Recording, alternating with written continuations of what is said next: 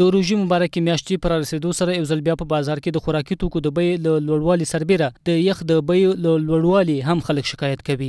عام خلک شکایت کوي چې هر کال د روژې د مبارکې میاشتې په دورشل کې د یخ بیې تر بل هر وخت لوړیږي او دغه کار د مخنیوي لپاره ښاروالۍ جدي ګامونه نه دي پورته کړي.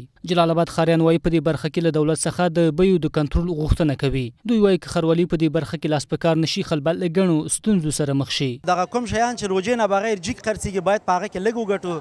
یوازې د یخ په باره کې نه وایم ملۍ شو یو شی بل شی ګناهګار خو په دې کې هم دغه دوکانداران دي چې یخ جګ خرڅوي او باید چې دا ښاروالي والا نظارت وکړي او چې دغه خلک باید یخ جګ خرڅ نه کړي چې روژې میاشت دی.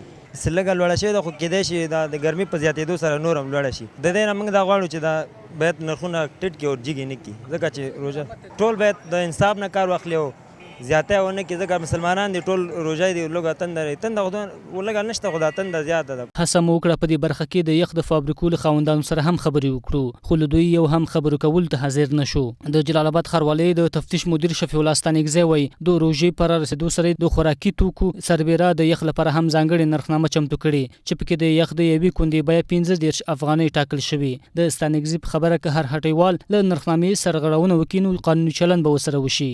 یخ لپاره هم موږ نرخنامه ټاکلې ده هغه فابریکات چې عمده یخ خرڅوي هغوی ته 15 افغانۍ نرخ موږ ورکړی ده او کوم پرچون فروشان چې دي هغوی باید یخونه 15 افغانۍ خرڅ کړي.